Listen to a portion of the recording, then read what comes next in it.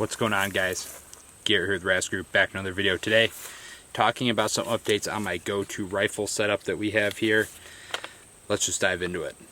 Alright, so if you guys have followed me for any amount of time, you know this rifle. It is nothing crazy, but people do love a good update on weapons.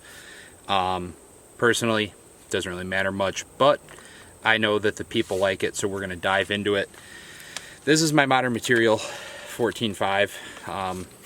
We'll go through what parts are mod mat, what parts I injected into this concoction, and go from there. So, starting at the top, we have a Modern Material muzzle brake.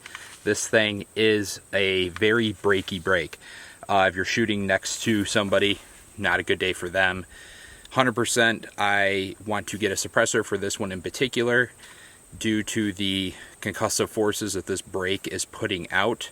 I do not want to get rid of the brake for the purposes of running without a can, and for being competitive with this rifle, the brake does a very good job. We're going to stick with it.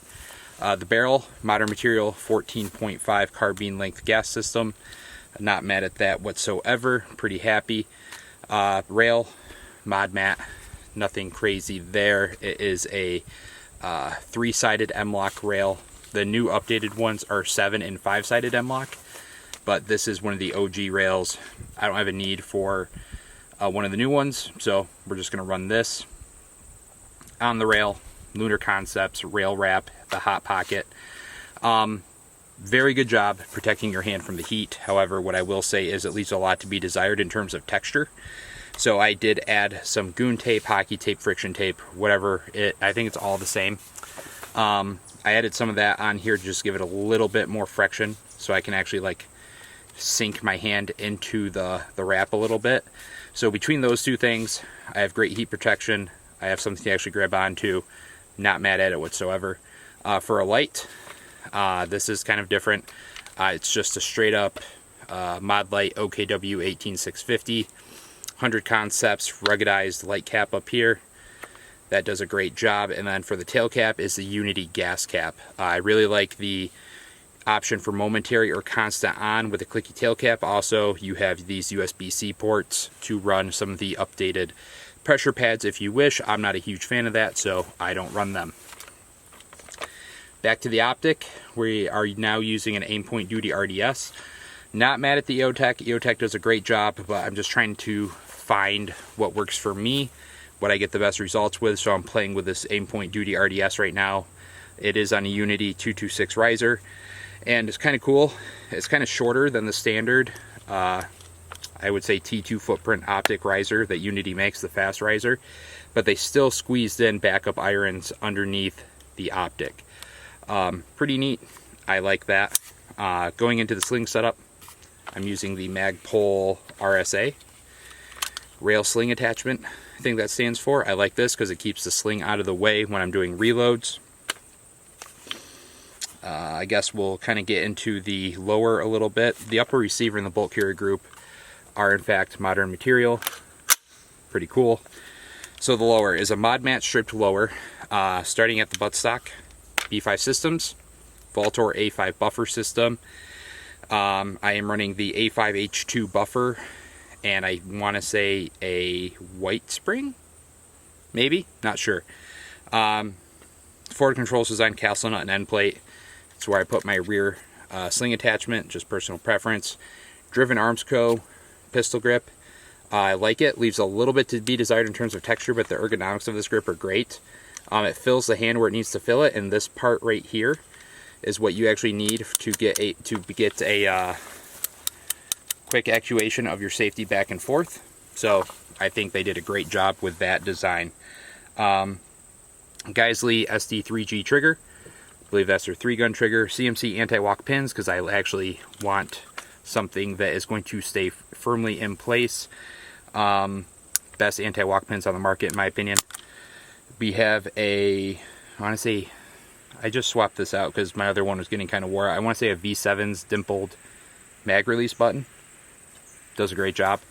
Coming over here, the Radian Talon GI single-sided safety selector.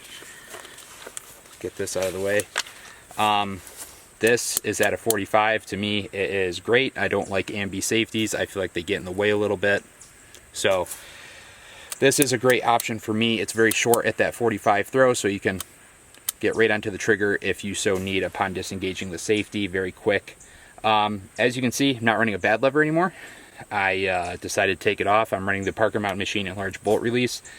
Reason being, I wanted to run what I see my students run. I feel like it's disingenuous if I am running a bad lever or ambi lower and they're coming through with a standard bolt release, learning how to do reloads. So hopefully this gives them a better one-to-one as far as watching me and watching the demo and understanding kind of the cues that they're looking for and the steps in the process, right?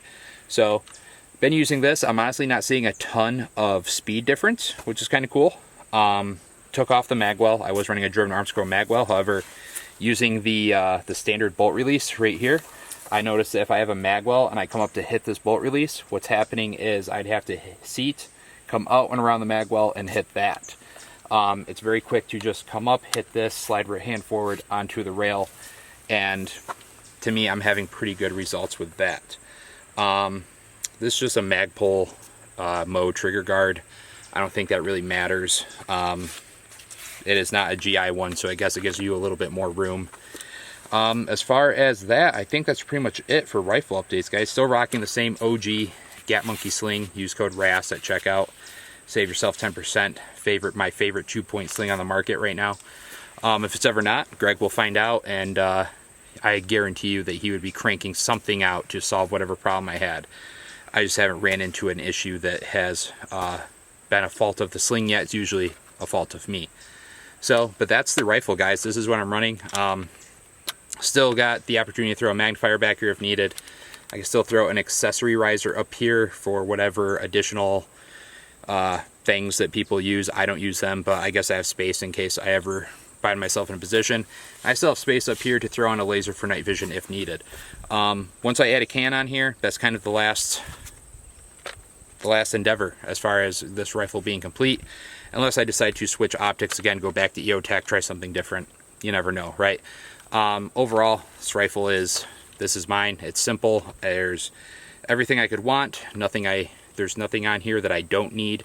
I kind of made it a point to strip everything down to the bare bones for the rifle that I do all my stuff with, right? So, guys, I appreciate you watching the video.